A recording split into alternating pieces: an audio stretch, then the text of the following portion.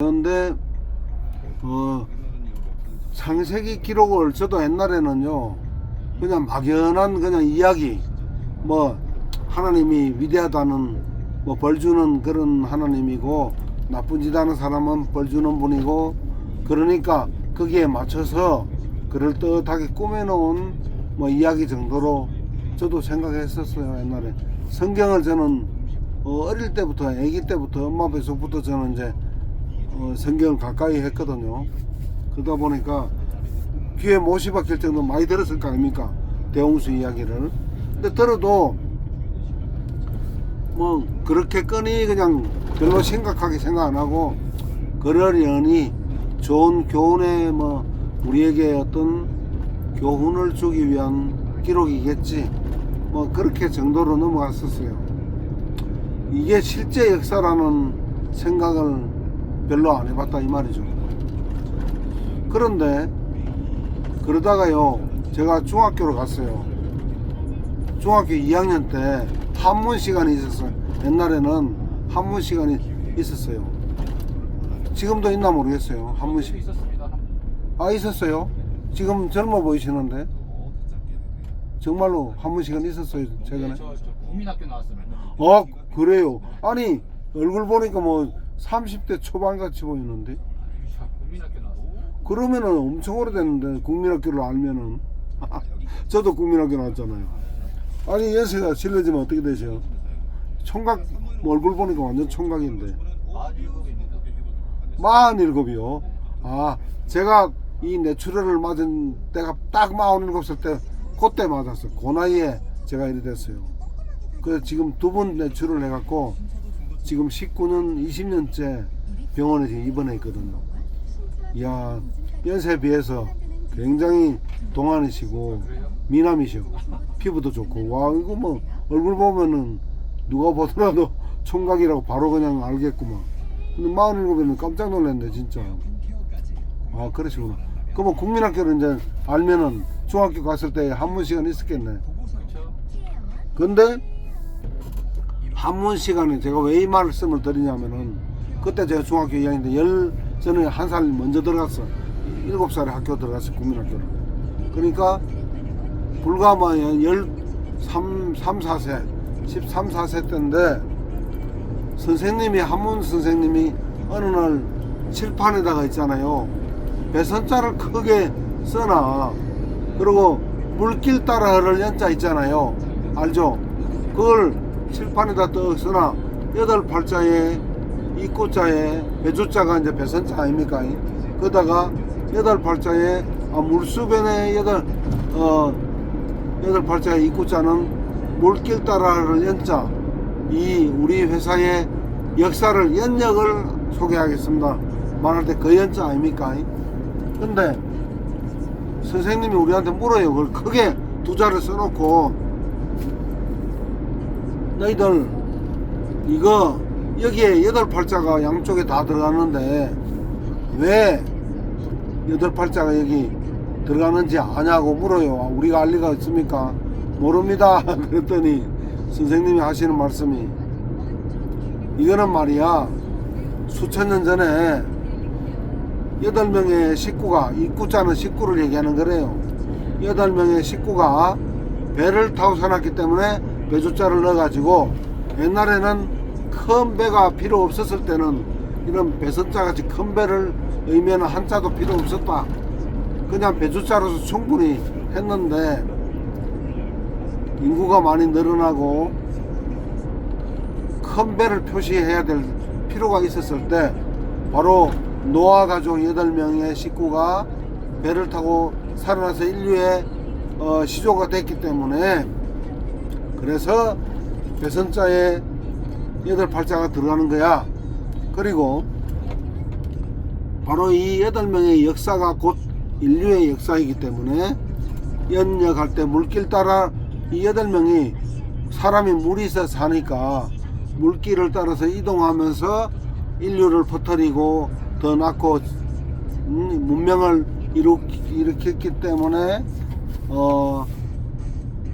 우리가 역사를 얘기할 때 이 8명의 식구가 퍼져나갔던 것이기 때문에 8팔자가 이렇게 퍼져나간 것처럼 이렇게 사람이 퍼져나간 모양으로 이렇게 만든 것이고, 그 8명의 식구의 역사가 인류의 역사이기 때문에 우리가 어떤 회사의 연역을 소개한다든가 우리 국가의 연역을 소개할 때 이 연자를 쓰는 거야. 이렇게 말씀하시는 거야. 그래요. 그러면은 우리가 지금도 학교에서 이렇게 열심히 배우고 있는 이 한자 속에 성경에서만 얘기하는 똑같은 이야기가 들어있다면은 그 창세기 이야기가 허무맹랑한 소리가 아니라 실제로 있었던 역사일 가능성이 상당히 농후하구나. 어린 마음이지만 그걸 눈치를 챈 거야. 그러니까 그럼 내가 교회에서 그때 당시에 배웠던 그 창세기가 허무맹랑한 소리만은 아니구나. 그런 생각이 이제 드는 거예요. 왜? 한자는 지금도 우리가 배우고 있는 한자는 또 사용하고 있으니까요. 그죠? 그런 생각이 드는 게 합리적이 아닙니까? 그죠? 그래서 야, 그때부터 성경에 대한 어떤 믿음이 좀 가더라고요.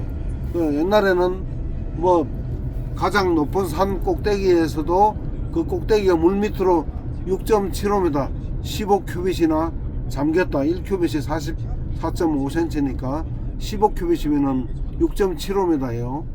그러면 그 당시에 가장 높은 산이 우리 지금처럼 에베레스트 산 같은 건 없었겠지만은 그 당시에 높은 산이 물 밑으로 6.75m 밑으로 잠겼다면은 지구 전체가 물이 창일했다는 얘기예요.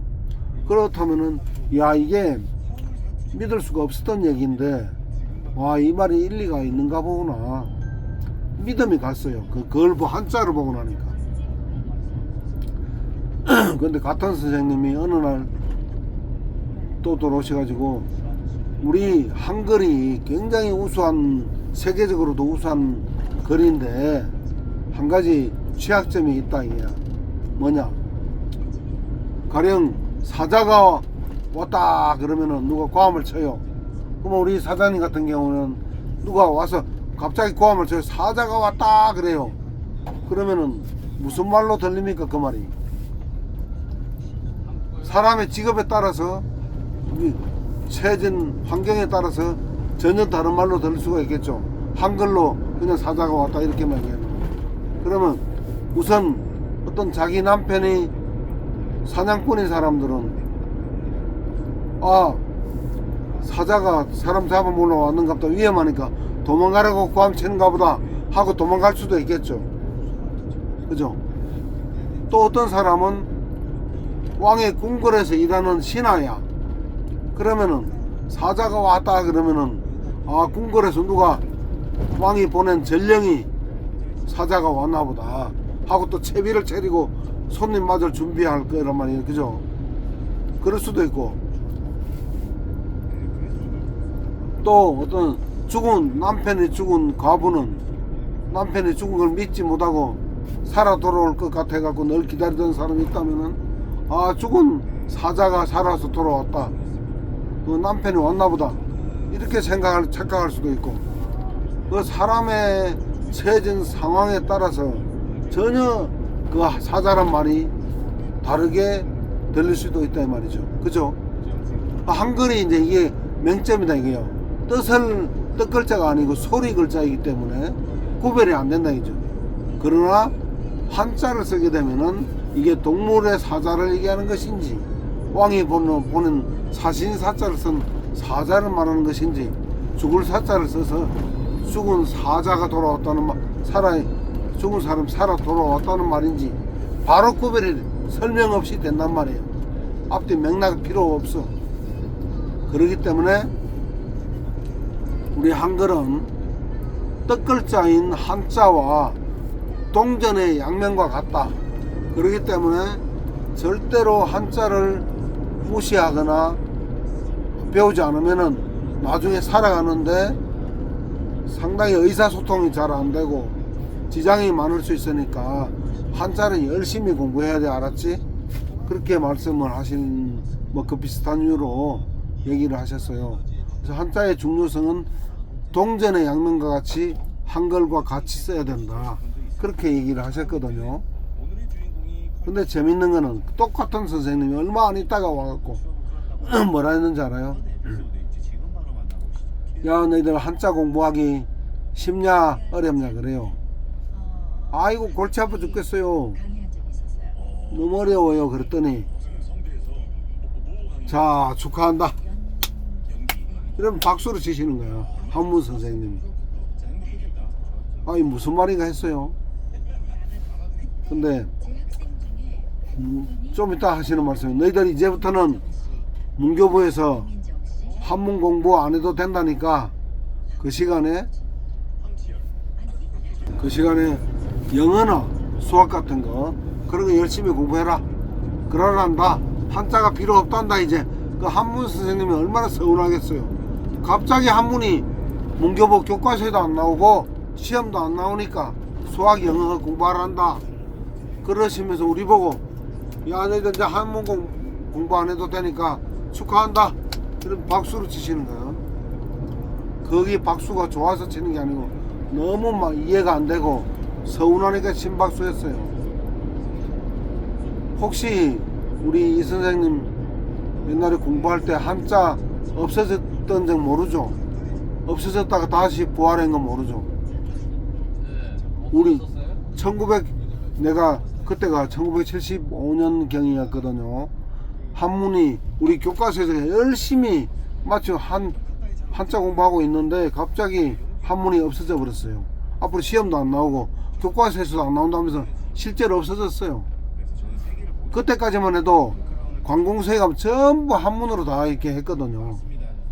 근데 갑자기 한문이 없어진다니까 얼마 전에 선생님이 입으로 동전의 양면이라고 열심히 안 하면 안 된다고 했던 그 선생님 입에서 그렇게 얘기하면서 얼마나 이해가 안 되고 서운했으면은 비꼬는 거지. 이 문교부가 참 미친 짓을 하고 있다 그 뜻이에요. 박수를 치면서 하는 말이 서운하니까 말도 안 되는 짓을 하니까 그랬던 거예요. DB 좋아서 이제 그렇게 했던 건데 저도 어린 마음이었지만은 아니 그렇게 중요한 한자를 없애면은 우리가 이거 한문을 안 배우면 앞으로 이 관공서에 가서 전부 다 저런 거 한문 같은 거 할 텐데 알아야 될 텐데 이거 어떻게 하지? 이거 우리 인생에 손해를 많이 보는 건 아닐까? 이런 마냥 걱정이 좀 되더라고요. 그래서 어쨌든 우리는 1975년도에 중학교 이상 중학교 2학년 이상 됐던 사람들 중에 한 몇 년 동안 잠깐 없어졌다가 막상 없애보니까 도저히 안 되겠거든. 한문이 없으면 말이 안 되는 거 한글은. 그러니까 다시 복원을 어쩔 수 없이 복원을 시켰어요. 그래서 제가 정말 문교부를 상대로 해서 지금 같으면 막 항의를 하고 막 따졌을 거야. 근데 그때는 뭐 그런 게 없잖아요. 어디 가서 얘기할 건덕지가 없잖아.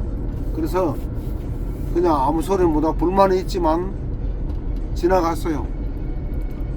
근데 저도 먹고 살기 바쁘다 보니까 열심히 일할 젊은 나이에는 뭐 의문은 항상 갖고 있었어요.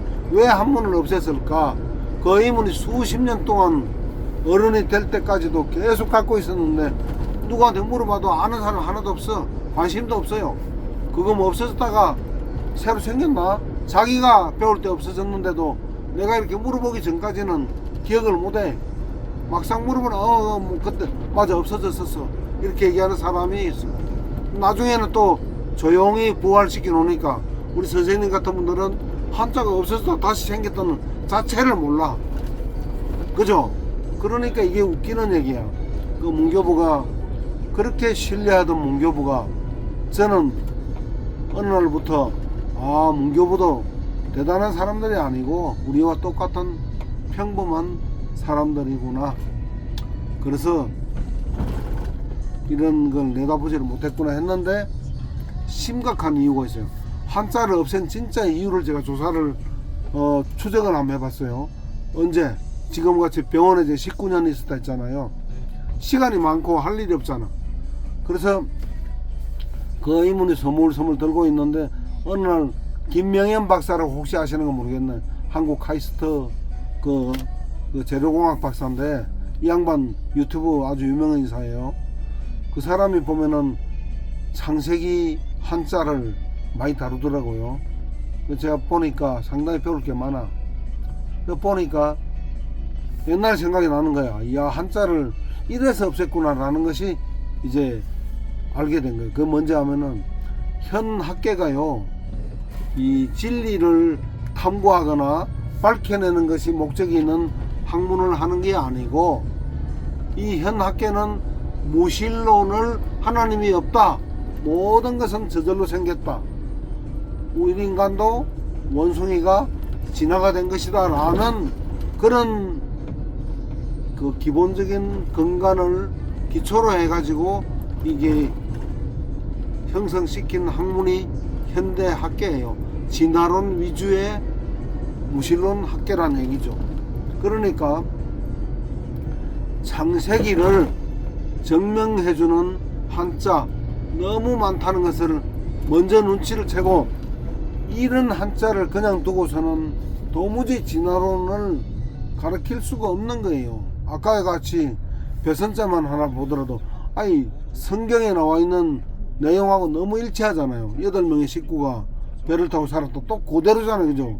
그러니까 이걸 우리가 쓰고 있는 한자를 그대로 두고서는 도무지 안 되겠는 거야.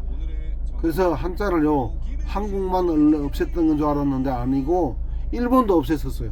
일본은 한자가 없으면 말이 안 되는 한자인데도 일본도 전 세계 학계가 한문을 지구상에서 완전히 그냥 없애려고 그 기획을 했다가, 도저히 중국은 너무 인구도 많고 한자만 쓰는 곳이기 때문에 한자를 없앨 수가 없고 손을 못 대니까 그냥 놔둬버리고, 한글과 그 소리 글자와 뜻 글자를 같이 쓰고 있는 일본하고 한국은 교과서에서 없애는 그런 아마 그 내부적인 공문이나 뭐 지령 같은 것이 내려온 것 같아요. 그래가지고 뭐 한국 문교부 사람들이 개인적으로 자기들이 결정했다기보다는 전 세계 진화론 학계가, 이 현 학계가 얼마나 셉니까? 그 학계에서 방침이 이 한자, 이런 한자, 그렇다고 뭐 일부 한자, 창세기 한자만 골라갖고 없앨 수도 없고 하니까 아예 그냥 한자를 없애버리기로 음모를 꾸민 거죠. 그랬다가 막상 없애면 도저히 안 되니까 다시 부활하긴 했지만, 그 다음부터는 이제 한자의 뜻을 왜곡시키기 시작합니다. 가르치는데 거꾸로 가르쳐. 그 8팔자에 입구자라 했잖아요. 근데 그 8팔자가 아니래. 이제는 뭐라고 가르치는지 알아요? 8팔자가 아니고 안석괴자다. 의자 한 개를 얘기하는 안석괴자를 의미하는 거야. 모양이 좀 비슷하거든요. 팔자하고 안석괴자하고 비슷하잖아요. 이게 의자 하나가 들어가 있는 그런 한자래요. 그렇게 주장하는 사람들 직접 제가 글로서 그 네이버 지식인 하다가 만나봤어요. 정말 그 사람 그렇게 믿는 것 같아요. 그러면은 조그마한 배주자를 많은 사람이 탈 수 있고 짐을 실을 수 있는 어선, 상선 같은 큰 배를 의미하는 것으로 만드는 데 있어서 의자 한 개 더 올린다고 해서 배주자에, 배주자는 뭐냐면은 통나무를 이렇게 깎아 가지고 노젓고 다니는 그런 모양 아닙니까, 그죠? 근데 거기에다가 의자 하나 더 올린다고 해서 큰 배를 의미한다는 게 말이 안 되잖아요. 거의 다 왔습니까? 다 와가죠. 예, 그러니까 합리적으로 배주자만 써도 되는데 굳이 큰 배를 의미하는 글자를 만들 때 8팔자를 넣어야 되는 이유는 노아 방주를 생각하면은 바로 이해가 되잖아요. 가장 큰 배에서니까. 근데 의자 하나 달랑 더 올린다고 해서 큰 배를 의미할 수가 없잖아요, 오히려. 그래서 주장을 하려 그러면은 뭔가 좀 앞뒤 문맥상 근거가 좀 맞아야 되는데 전혀 주장도 못하면서 학원에서 그렇게 가르친대요. 나는 그렇게 배운 적은 없지만 이렇게 왜곡을 시키는구나. 그래서 노아의 대홍수가 실제로 역사가 아닌 것처럼, 성경이 거짓말하는 것인 것처럼 사람들이 여기도록 그렇게 만들려고 했던 엄청난 음모가 있었구나라는 것을 이제 알게 됐죠. 자연스럽게. 그걸 이제 추적하다 보니까 제가 유튜브를 제가 1914 그린이라는 유튜브에 들어가면은 제가 보다시피 자반신 불구자다 보니까 이렇게 말 한마디 할 때마다 온 전문인 다 쌓야 말이 나올 정도로 왔네. 그래서 제가 유튜브에다가 이런 창세기 스토리 한자 연상기억법이라고 치면은 제가 이런 글자를 수백 자를 찾아가지고 올려서 해설을 성경과 비교해 가지고 설명을 해 놓은 게 올려놨어요. 아무튼 뭐 딱 시간이 다 돼서 더 하고 싶은 말 있지만은 여기서 끝내야 되겠네. 아무튼 시간 나시면 1914 그린 한번 들어가 보세요. 그러면 제 유튜브 네임인데 그냥 할 일이 없으니까 병원에 입원해서 뭐합니까? 심심하니까 그렇게 창세기와 일치하는 한자를 발굴해 갖고 해설을 내가 이제 하는 거죠. 양수겹장이나 사자성어도요, 물이 창세기 7장 11절에 보면은 지하수가 터지고 하늘에서 하늘 문이 열려서 양쪽에서 물이 겹쳐 갖고 마당을 이뤘다는 거, 이 역사를 얘기하는 양수겹장이에요. 양쪽에서 물이 겹쳐 갖고 대홍수가 났던 거, 마당이 됐잖아요, 그죠? 제일 높은 산꼭대기 바다로 밑으로 깔아앉아서 평평한 마당처럼 돼버렸잖아요. 이 양수겹장이에요. 마당장자. 어디 세워드려요? 아무데나 그냥 세워주세요. 아무 때나 세워드려요? 예, 뭐 전동일체 타고 가면 되죠. 아무튼 잘 들어주셔서 감사합니다. 두 번째 만나는 것도 모르고 이렇게 내가 눈썰미가 없어요, 이렇게.